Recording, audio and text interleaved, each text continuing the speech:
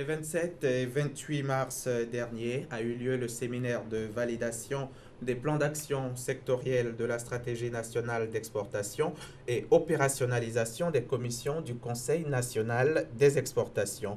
De quoi s'agit-il? On en parle maintenant dans ce reportage. D'abord, le système de la vente à la commission, l'inorganisation même des structures et l'insuffisance des compétences à l'exportation et aussi l'insuffisance de la logistique à l'exportation. Autant de difficultés auxquelles sont confrontés les exportateurs des produits made in Côte d'Ivoire vers les pays d'Afrique et d'Europe.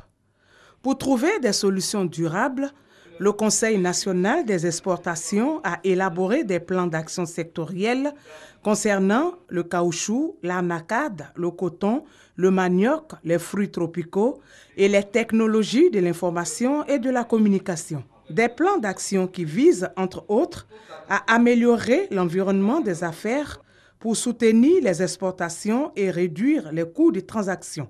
Plusieurs aspects de cette stratégie sont finançables en mode PPP et par d'autres axes de financement.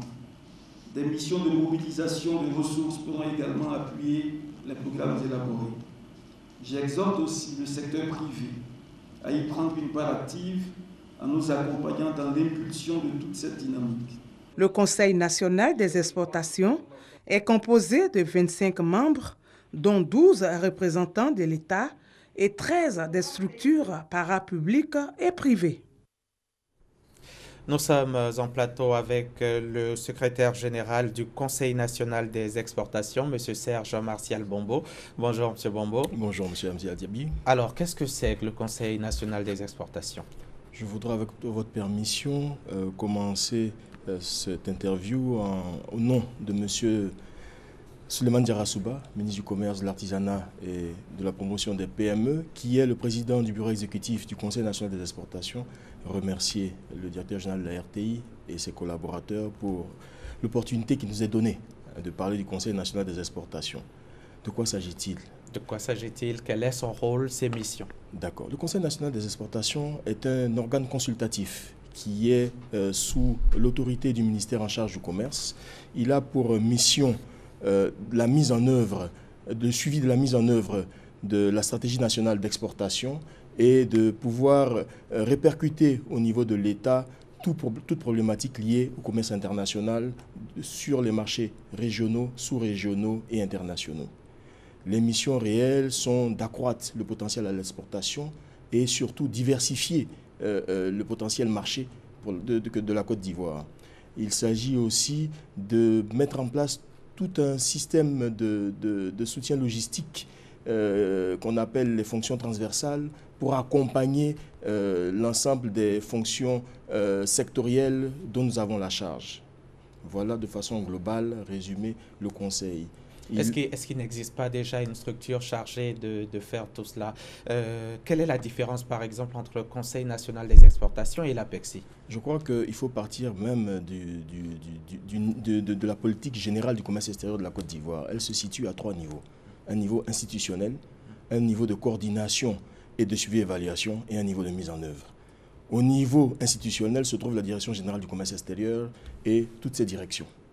Au niveau de la coordination et du suivi-évaluation, il s'agit de suivre ce que veut mettre en œuvre et de coordonner cette activité. C'est là où se trouve le Conseil national des exportations qui a pour mission de suivi de la mise en œuvre de la stratégie nationale qui est le bréviaire de base du commerce extérieur de la Côte d'Ivoire. Ensuite, maintenant, vient justement l'agence de promotion dont vous avez parlé, dont le rôle est de mettre en œuvre et d'accompagner les acteurs sur l'ouverture des marchés, sur les marchés de destination nouvelle ou sur un certain nombre de potentiels à l'exportation. L'APEXI et le CNE travaillent donc ensemble, ne se marchent pas dessus? Bien au contraire, l'APEXI est un des outils prioritaires du Conseil national des exportations et de la stratégie nationale d'exportation dans sa mise en œuvre. Ils sont au nombre de 10 ou de 15, donc ils sont spécifiques aux missions qui leur sont préservées. Si nous prenons par exemple le réseau national d'information commerciale, il alimente le Conseil national en information pour permettre la bonne mise en œuvre relativement à des informations marché. L'APEXI accompagne justement tout le potentiel des filières prioritaires que nous avons en portefeuille pour leur permettre de mieux accéder aux foires et salons, aux salons spécialisés, à des missions de prospection, etc., etc. Voilà, ce sont des outils.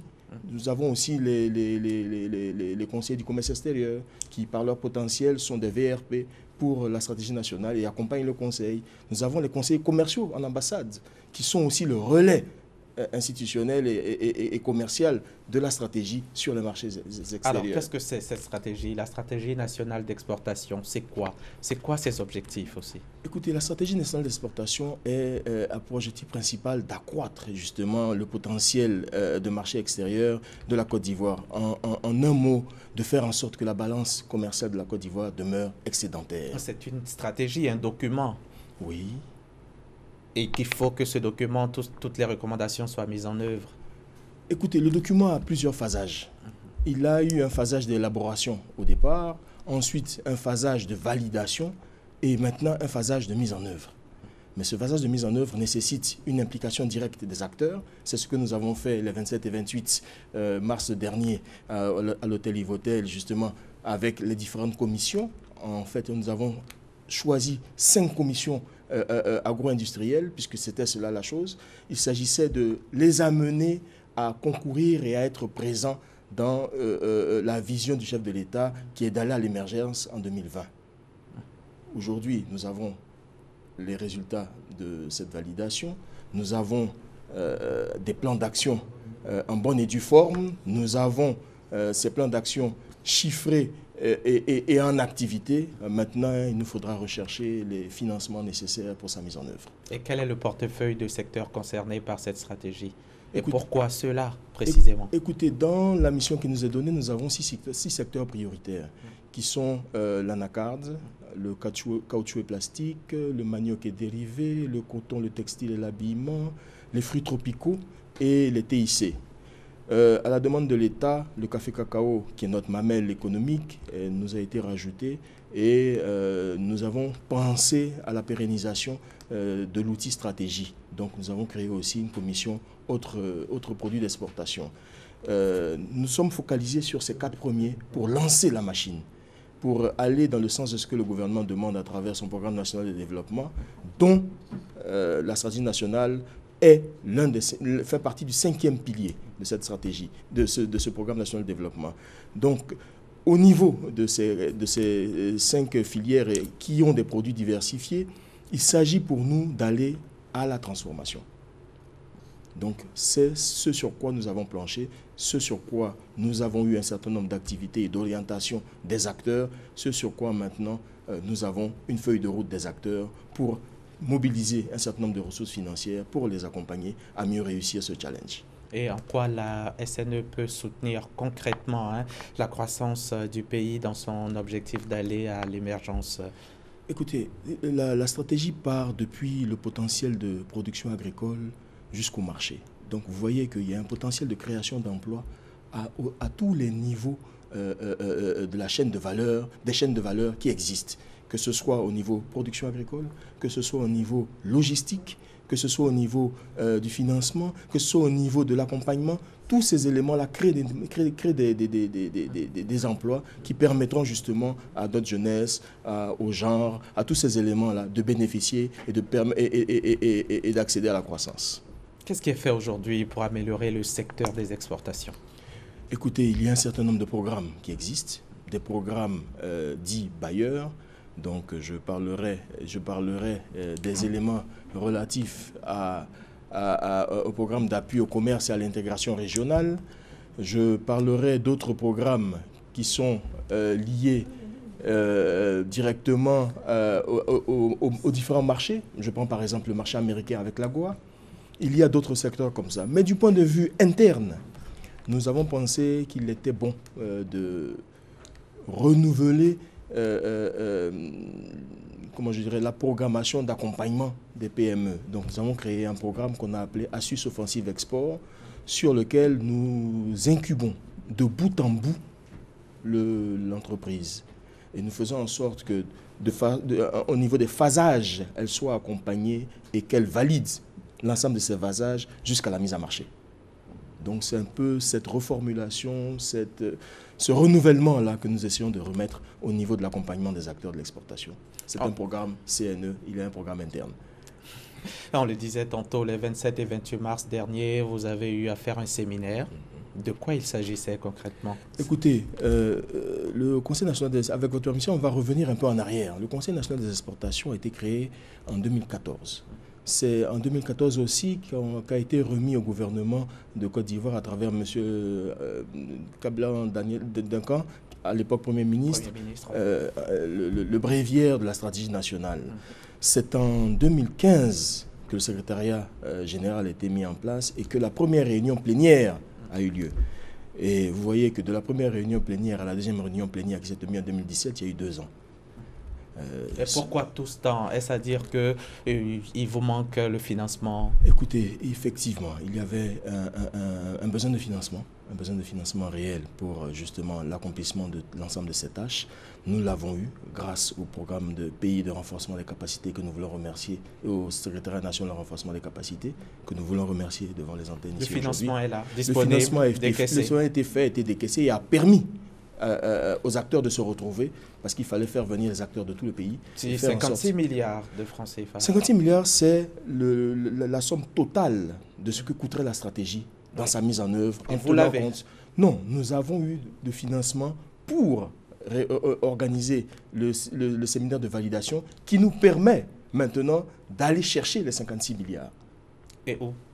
Écoutez, on va essayer par tous les canaux. Notre ministre est, je pense, un grand financier et nous aidera à la tâche. Mais nous comptons organiser d'ici courant 2017 une table ronde des bailleurs à Abidjan qui rassemblera l'ensemble justement des personnes préoccupées par la stratégie nationale et qui permettrait de lever des financements. Et le rôle de l'État justement dans ce financement? C'est d'accompagner le Conseil national des exportations dans le financement. Dans le financement, en mettant justement les ressources adéquates qui lui permettraient justement de pouvoir établir et réaliser ses missions.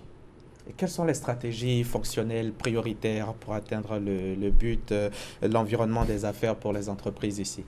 Écoutez, je pense qu'au niveau prioritaire, c'est tout un ensemble de choses qui se font déjà avec la CGECI, le patronat, le comité de concertation État-secteur privé et le CPC. Pour notre part, nous essayons effectivement d'accompagner nos acteurs dans certains éléments. Nous avons pensé, avec le programme d'investissement public, proposer 3 projets qui ont été pris, à savoir regrouper les acteurs de l'exportation en un seul lieu, avec la création de la maison des exportations. D'un autre côté, nous savons que nos commodités sont éparses sur l'ensemble du territoire. Ce que nous avons voulu mettre en place et que nous avons proposé au programme d'investissement public, c'est la création de 8 silos spécialisés aux frontières terrestres de la Côte d'Ivoire.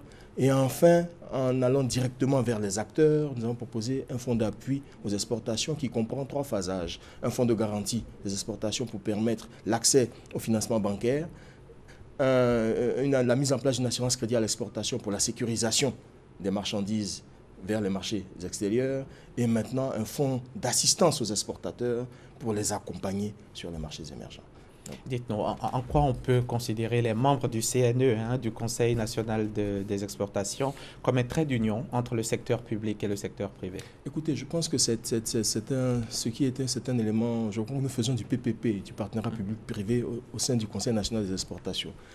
De ce point de vue-là, à l'intérieur du Conseil national se retrouvent, comme je vous l'ai dit tantôt, 12 représentants de l'État, partant de la présidence de la République, des différents ministères représentés, et 13 représentants des structures parapubliques et privées. Mais au niveau des commissions, les présidents des commissions sont les représentants des acteurs eux-mêmes.